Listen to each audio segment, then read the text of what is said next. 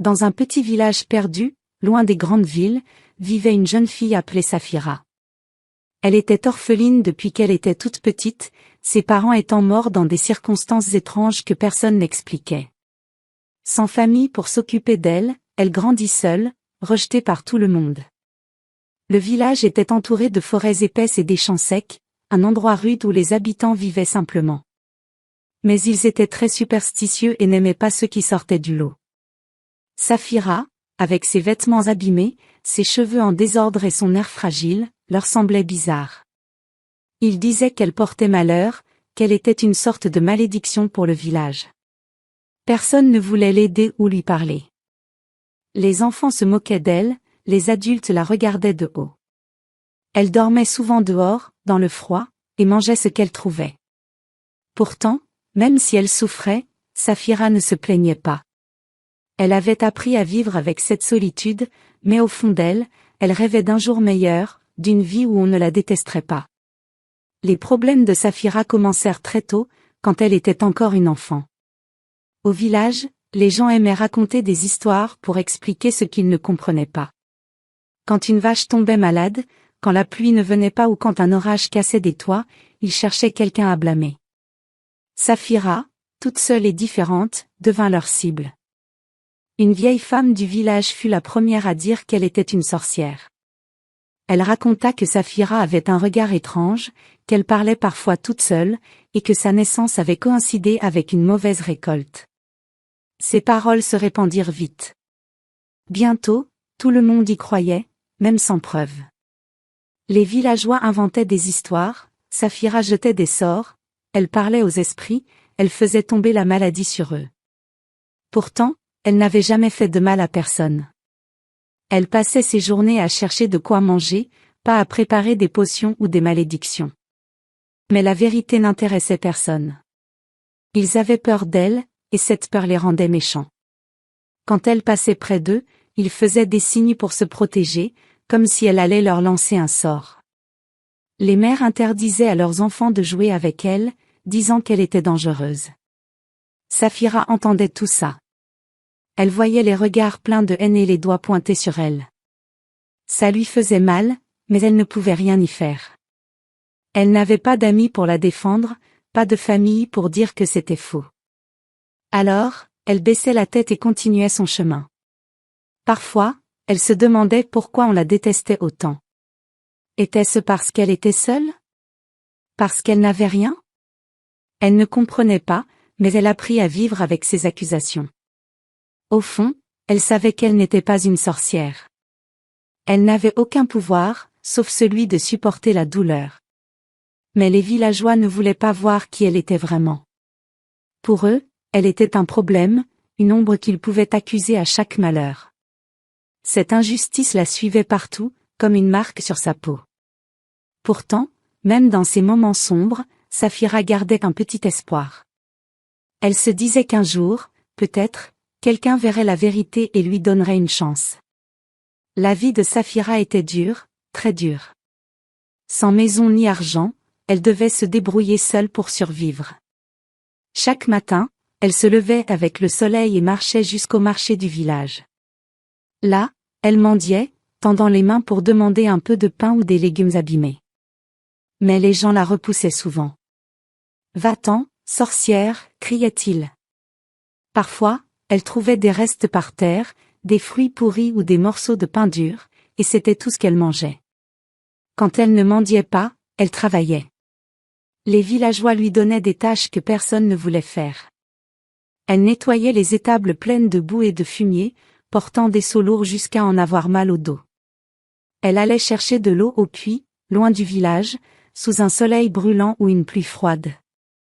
Ses travaux ne lui rapportaient presque rien, une poignée de grains ou un vieux chiffon. Mais elle n'avait pas le choix, c'était ça ou mourir de faim. Les enfants étaient les pires.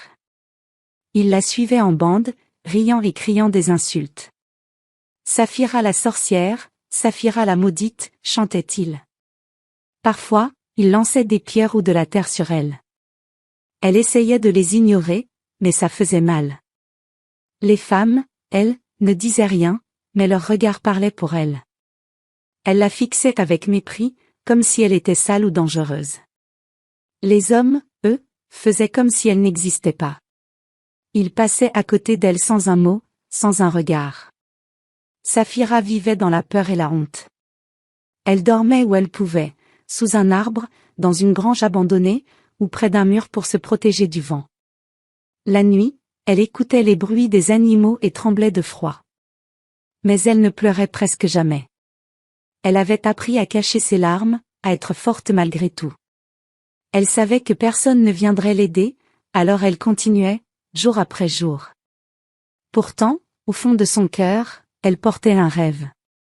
Elle imaginait une vie où elle ne serait plus seule, où quelqu'un lui tendrait la main sans la juger. Ce rêve était fragile, comme une petite lumière dans le noir, mais elle s'y accrochait. Même quand tout semblait perdu, même quand les insultes pleuvaient, elle se disait, un jour, ça ira mieux. C'était cet espoir qui la faisait tenir, qui lui donnait la force de ne pas abandonner face à tant de misère et d'humiliation. Un matin, tout changea au village. Un étranger arriva, et pas n'importe qui, il s'appelait Malik, et c'était un homme riche. Il venait d'une grande ville pas loin, où il possédait des boutiques, des entrepôts, et même des caravanes qui transportaient des marchandises. Quand il entra dans le village, tout le monde s'arrêta pour le regarder. Il montait un cheval magnifique, avec une selle décorée de cuir et d'argent. Ses vêtements étaient faits d'un tissu fin, bien coupé, rien à voir avec les habits usés des villageois. Malik avait une présence qui imposait le respect. Il était grand, avec une barbe bien taillée et un sourire calme. Les habitants coururent vers lui pour l'accueillir. « Bienvenue, Seigneur Malik, disait-il, espérant qu'il achèterait quelque chose ou qu'il leur donnerait un peu d'argent. Les hommes lui serraient la main, les femmes lui offraient des paniers de fruits, et les enfants tournaient autour de lui, émerveillés par son cheval. Tout le monde voulait lui plaire, parce qu'un homme comme lui pouvait changer leur vie. Mais Malik n'était pas là pour se vanter ou faire des affaires. Il voyageait souvent pour voir le monde et rencontrer des gens. Ce qui le rendait spécial, ce n'était pas sa richesse, mais son cœur. Il avait une façon de regarder les autres qui montrait qu'il les comprenait. Il ne jugeait pas tout de suite, comme les villageois le faisaient. Il écoutait, observait, et cherchait à savoir qui ils étaient vraiment. Cette gentillesse dans ses yeux le rendait différent, même s'il ne le criait pas sur les toits. Au village, on lui raconta vite des histoires. Les gens parlaient de leurs récoltes, de leurs problèmes, et bien sûr, de Saphira. « Faites attention à la sorcière, lui dit un vieux marchand. Elle vit ici, elle porte malheur. » Malik écouta poliment, mais il ne répondit rien. Il n'aimait pas les rumeurs. Il préférait voir les choses de ses propres yeux. Il remercia les villageois et continua son chemin, curieux de découvrir ce lieu oublié et ses habitants. Ce jour-là, Malik ne savait pas encore qu'il allait changer une vie. Il était juste un voyageur riche, un homme qui passait par là. Mais son arrivée marqua le début de quelque chose de grand. Les villageois voyaient en lui un homme puissant, mais lui, il voyait plus loin. Il cherchait la vérité, pas les apparences, et c'était cette qualité qui allait bientôt croiser le chemin de Saphira, l'orpheline détestée de tous. C'était une journée chaude et bruyante au marché du village. Les étals étaient remplis de légumes, de pain et de poissons séchés. Les marchands criaient pour attirer les clients, les ânes tiraient des charrettes, et la poussière volait partout. Malik traversait la foule à pied, son cheval attaché un peu plus loin. Il regardait autour de lui, intéressé par la vie simple de ces gens. Puis, au bord d'un étal, il vit quelque chose qui l'arrêta net. Saphira était là, accroupie près d'une pile de légumes abîmés. Elle ramassait des épluchures tombées par terre, des bouts de carottes ou de pommes écrasées que personne ne voulait. Ses mains étaient sales, ses cheveux cachaient son visage, et elle tremblait un peu, peut-être de faim ou de fatigue.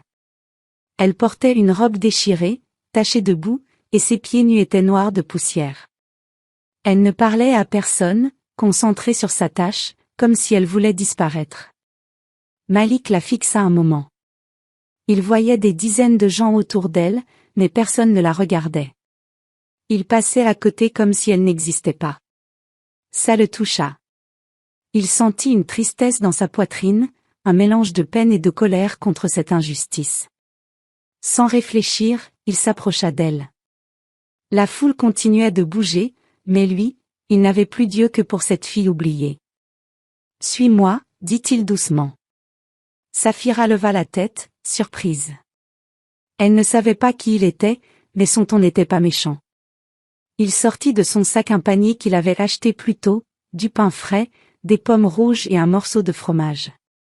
Il le posa devant elle. « Mange » ajouta-t-il avec un petit sourire. Saphira hésita. Elle n'était pas habituée à ça. D'habitude, on lui criait dessus ou on la chassait. Mais là, cet homme riche, avec ses beaux vêtements, la traitait comme une personne. Elle prit le panier timidement et murmura un « merci » presque inaudible. Malik la regarda manger. Il ne dit rien de plus, mais il voyait dans ses yeux une douleur profonde, une vie brisée par le rejet. Pour la première fois, quelqu'un ne la voyait pas comme une sorcière ou une mendiante, mais comme une jeune fille qui avait besoin d'aide. Ce moment simple, ce bout de pain partagé, fut le début d'un lien. Saphira ne le savait pas encore, mais cet homme allait changer son destin. Après cette rencontre au marché, Malik ne put oublier Saphira. Il y avait quelque chose chez elle qui le troublait, sa solitude, sa fragilité, mais aussi une force qu'il devinait sous sa tristesse. Il décida d'en savoir plus. Le lendemain, il retourna au village et commença à poser des questions. Il s'assit avec un groupe de villageois près d'une fontaine, là où les gens aimaient parler. « Qui est cette fille que j'ai vue hier » demanda-t-il calmement. Les réponses fusèrent tout de suite. Un vieux fermier parla en premier, « C'est Saphira, une sorcière. Elle porte malheur depuis qu'elle est née. » Une femme ajouta, « Ses parents sont morts bizarrement, et depuis, tout va mal ici. » Un autre dit, « Elle jette des sorts, elle parle aux ombres la nuit. » Les histoires devenaient de plus en plus folles. Quelqu'un raconta même qu'elle avait fait mourir un arbre rien qu'en le touchant. Ils parlaient vite, excités, comme si c'était une légende qu'ils aimaient répéter. Malik écoutait sans rien dire. Il hochait la tête pour être poli, mais au fond, il doutait.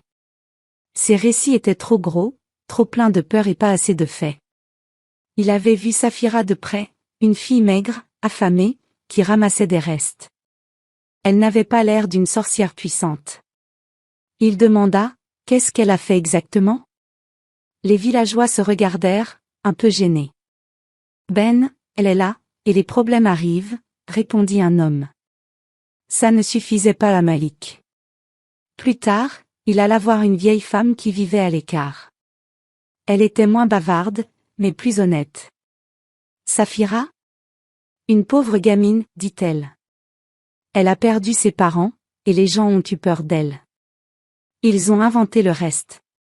Cette réponse fit réfléchir Malik. Il repensa aux yeux de Saphira, pleins de douleur mais aussi d'innocence. Il comprit qu'elle n'était pas une menace, juste une victime de la cruauté et des superstitions. En rentrant chez lui ce soir-là, Malik prit une décision. Il ne croyait pas aux sorcières, mais il croyait aux âmes brisées. Saphira n'avait personne pour la défendre, personne pour voir qui elle était vraiment. Lui, il voyait une jeune fille qui méritait une chance, pas des insultes. Il se promit de faire quelque chose pour elle, même si ça allait surprendre tout le monde. Cette nuit-là, il dormit avec une idée en tête, il allait tendre la main à celle que tous rejetaient. Le lendemain, Malik retourna au marché. Il chercha Saphira dans la foule et la trouva près d'un mur, assise avec son panier vide. Elle semblait fatiguée, comme si elle n'avait pas dormi. Il s'approcha et lui parla doucement, « Je m'appelle Malik. Je viens de la ville. Tu veux venir avec moi ?» Saphira le regarda, surprise. Elle ne comprenait pas pourquoi cet homme riche s'intéressait à elle. « Pourquoi moi ?» murmura-t-elle. « Parce que tu mérites mieux que ça » répondit-il simplement. Les villageois les observaient de loin, et bientôt, les murmures commencèrent. « Il parle à la sorcière. Il va se faire ensorceler. » Certains vinrent même le voir pour le mettre en garde. « Ne faites pas ça, Seigneur Malik, dit un marchand. Elle va vous ruiner, elle porte malheur.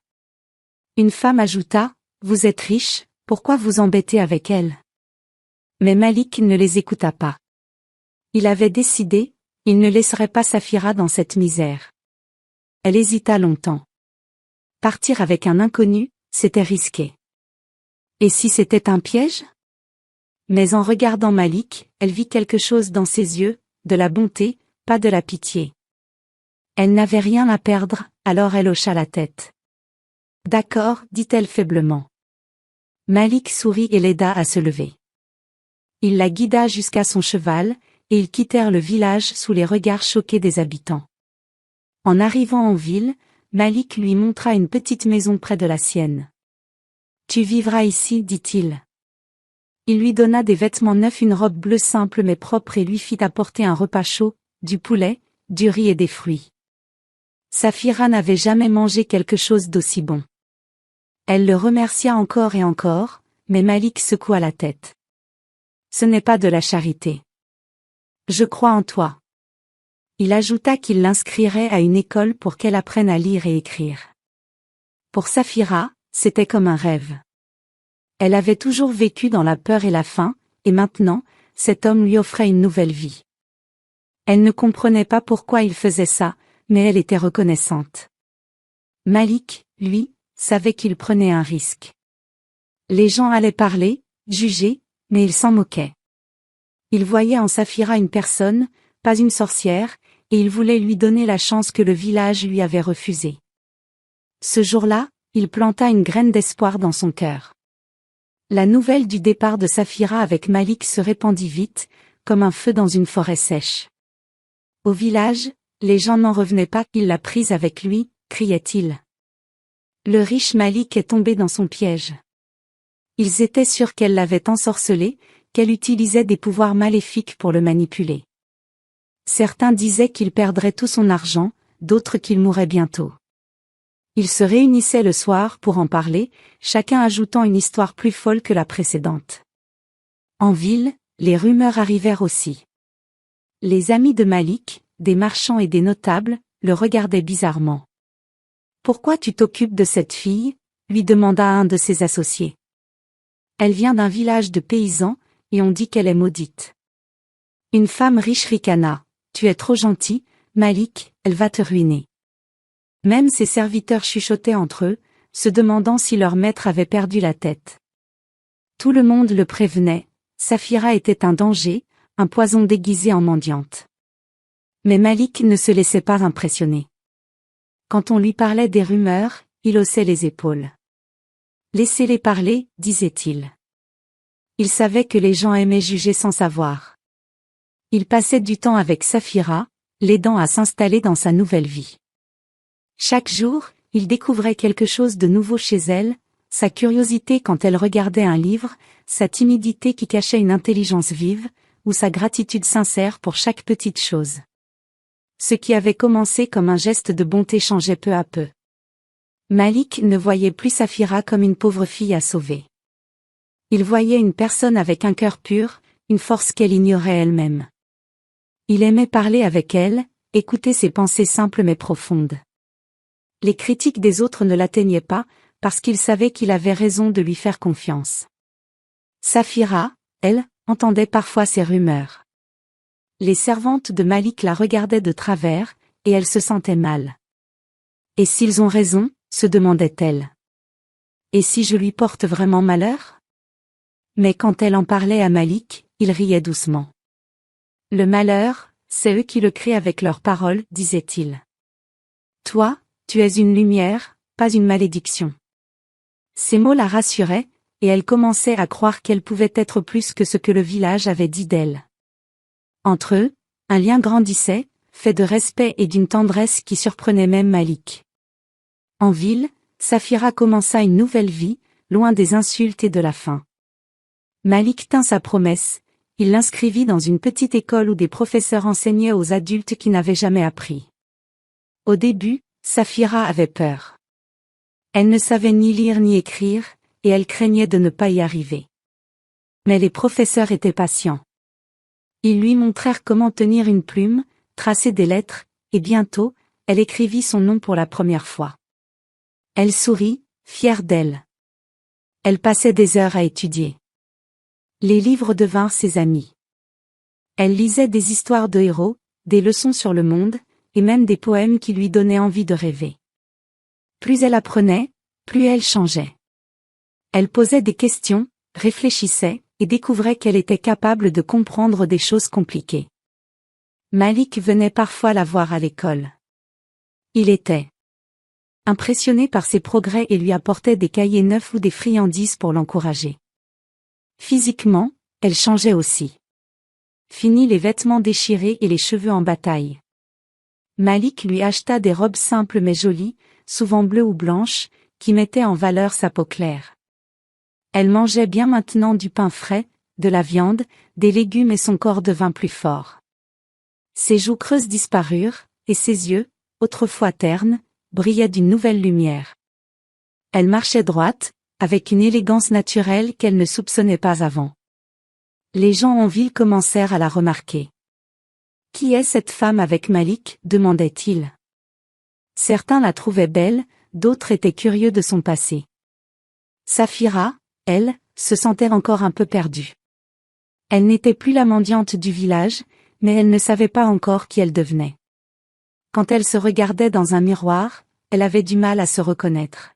« C'est vraiment moi ?» se demandait-elle. Avec le temps, elle gagnait en confiance. Elle parlait plus, osait donner son avis. Malik l'écoutait avec attention, et ça l'aidait à croire en elle. Elle n'était plus la fille fragile qu'on insultait. Elle devenait une femme cultivée, douce mais forte, qui apprenait à aimer la vie qu'on lui offrait. Cette transformation n'était pas seulement dans son apparence ou ses connaissances, c'était dans son cœur. Elle découvrait qu'elle avait de la valeur, qu'elle pouvait être quelqu'un. Et Malik, en la voyant grandir, ressentait une fierté immense. Les années passèrent, et le lien entre Malik et Safira devint plus fort. Au début, Malik l'avait aidée par compassion, parce qu'il ne supportait pas de la voir souffrir. Mais à force de la côtoyer, il découvrit une femme incroyable. Elle était intelligente, gentille, et elle avait une façon de voir le monde qui le touchait. Quand elle parlait de ses rêves ou riait à une de ses blagues, il sentait son cœur battre plus vite. Il comprit qu'il était amoureux. Safira, elle aussi, changea avec lui. Elle admirait Malik pour sa bonté et sa force. Il l'avait sauvé, mais pas comme un héros qui veut être applaudi. Il l'avait fait discrètement, avec respect. Elle aimait sa voix calme, ses conseils sages, et la façon dont il la regardait comme si elle était importante. Peu à peu, elle sentit grandir en elle un sentiment qu'elle n'avait jamais connu, l'amour. Un soir, sous un ciel plein d'étoiles, Malik lui prit les mains. « Safira, dit-il, un peu nerveux, tu es devenue tout pour moi. Veux-tu m'épouser ?» Elle le regarda, émue. Elle n'avait jamais imaginé qu'un homme comme lui, riche et respecté, voudrait d'elle. Mais elle vit dans ses yeux qu'il était sincère. « Oui, répondit-elle, les larmes aux yeux. Ils s'enlacèrent, heureux. Le mariage eut lieu en ville, dans une grande maison décorée de fleurs. Safira portait une robe blanche, simple mais élégante, et Malik un costume sombre qui le rendait encore plus beau. Les invités étaient nombreux, des amis de Malik, des marchands, des voisins. Mais il y avait aussi des murmures. « Il épouse la sorcière », disaient certains. Malik les ignora. Pour lui, Safira était une reine, pas une mendiante ou une malédiction. La cérémonie fut belle. Ils promirent de s'aimer et de se soutenir, et quand ils s'embrassèrent, les invités applaudirent, même ceux qui doutaient. Safira sentit une chaleur dans son cœur. Elle n'était plus seule. Elle avait un mari, un foyer, une vie. Malik, lui, savait qu'il avait trouvé une femme unique, quelqu'un qui le rendait meilleur. Leur amour, né d'un geste de bonté, était devenu une force qui défiait toutes les critiques. Après leur mariage, Safira eut une idée. Elle voulait retourner au village, pas pour se venger, mais pour montrer qui elle était devenue. Malik accepta, curieux de voir comment les gens réagiraient. Un matin, Ils partirent ensemble.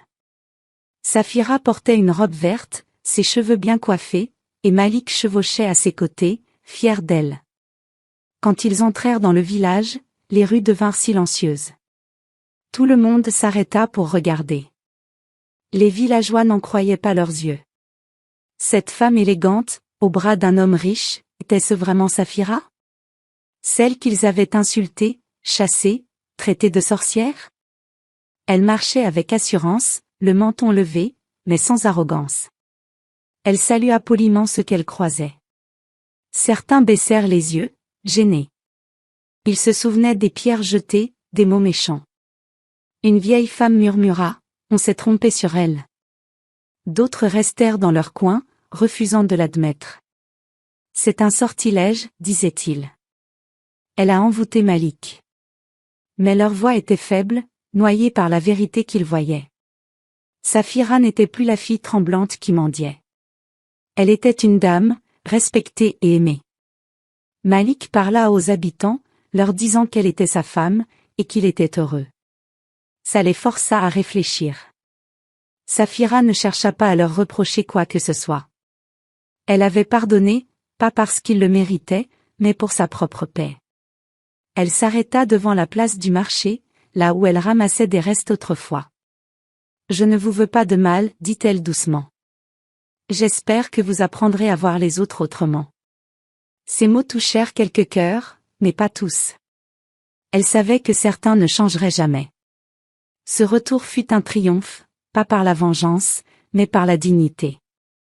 Safira montra qu'elle avait surmonté leur haine. Avec Malik à ses côtés, elle prouva que la vie pouvait transformer une orpheline en reine. En repartant, elle sourit, légère. Le village n'était plus son fardeau, c'était juste un souvenir qu'elle laissait derrière elle. Safira ne s'arrêta pas à son bonheur personnel.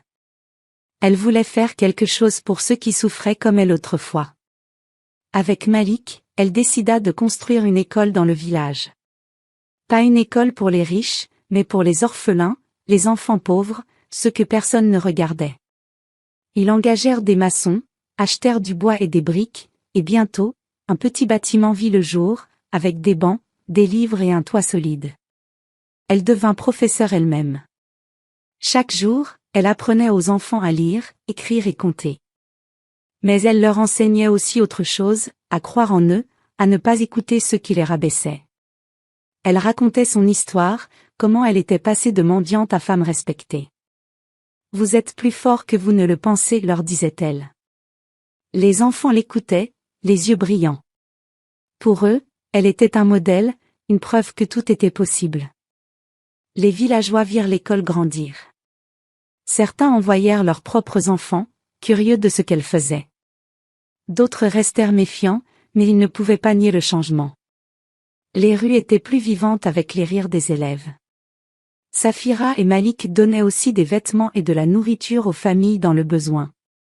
Peu à peu, le village devint un endroit meilleur, grâce à elle. Safira grava une leçon dans les esprits, à ne juger jamais quelqu'un sur son passé ou son apparence, car la roue tourne, et la vie réserve des surprises à ceux qui croient en eux-mêmes. Elle l'écrivit sur un mur de l'école, pour que tout le monde la voie. Ceux qui l'avaient détestée commencèrent à comprendre. Son nom, autrefois une insulte, devint un symbole d'espoir. Avec Malik, elle vécut une vie pleine de sens. Ils s'aimaient, voyageaient, et continuaient d'aider les autres. Safira n'oublia jamais d'où elle venait, mais elle ne laissa pas son passé la définir. Elle prouva que la bonté et la persévérance pouvaient tout changer. Son école resta là, même des années après, rappelant à tous que derrière chaque personne rejetée se cache une histoire, et peut-être une grandeur que personne n'a encore vue. Abonnez-vous pour ne pas rater nos prochaines histoires.